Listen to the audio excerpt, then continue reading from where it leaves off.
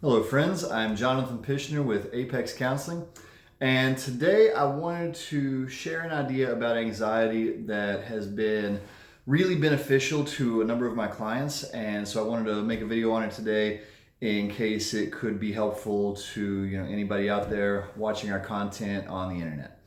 So, when it comes to anxiety and it comes to fear, there's a lot of it that can be kind of grouped into this one idea that's like, basically a brain error. Because our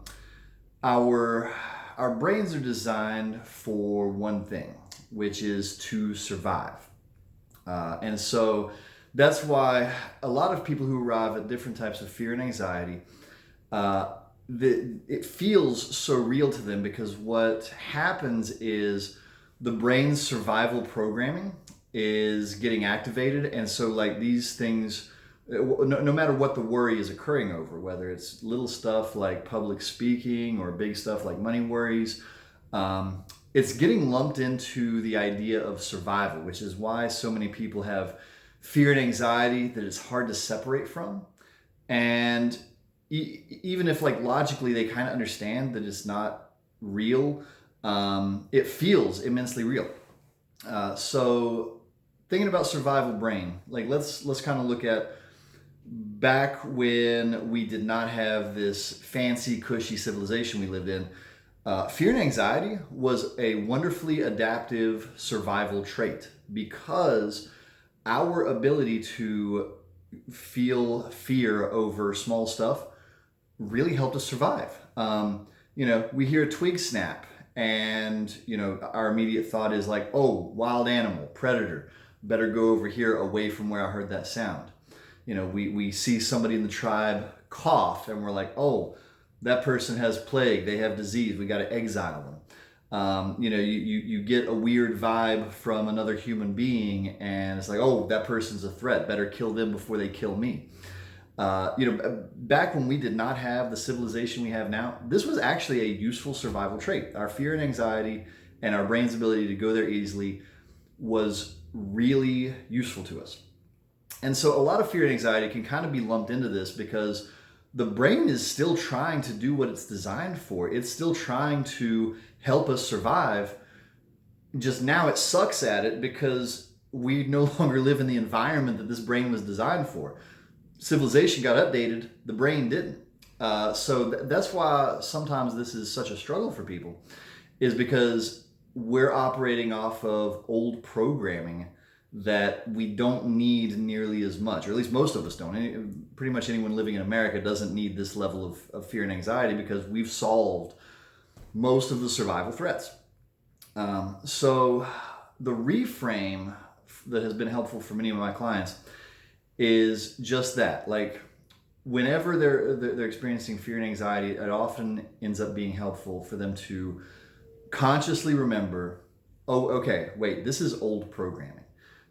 When I'm experiencing anxiety that I'm going to have to go home for Christmas and my family's sometimes stressful, remembering that that's not actually a survival problem.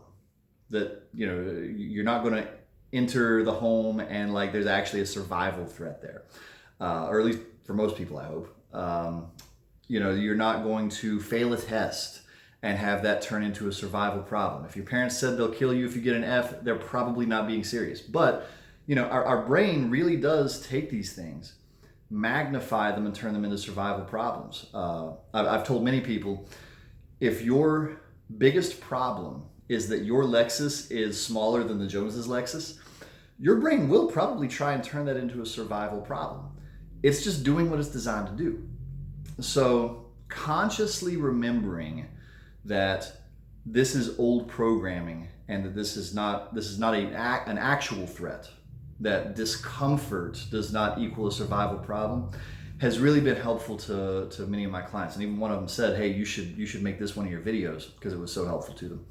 So consciously remembering this is not a survival threat, this is discomfort, that this is not something that is going to end up threatening survival, has helped reduce fear for a lot of people. But talking about it like programming, think of your computer. Most people who have surfed the internet have experienced pop-ups, right? You click on a thing and suddenly one or two or three things pops up in the background. Anxiety is kind of like aggressive pop-ups. Like, you click a thing and then you're trying to click the X on the pop-ups to get them to go away, and sometimes they keep like going and you got to keep like aggressively clicking X to get them to go away. This is kind of the same thing. So it's not like you can just be like, hey, that's right, old programming, no big deal, and then it immediately goes away. Sometimes you have to really sit with that for a minute and kind of like really work with it and be aggressively pushing back against anxiety to make this work.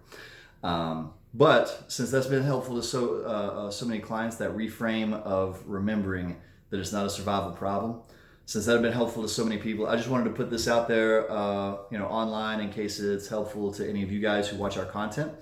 So hopefully that's helpful to somebody, or maybe you know somebody you can share it with that it would be helpful to. So thank you for hanging out with me for a few minutes today. My name is Jonathan Pishner with Apex Counseling, and I will see you next time.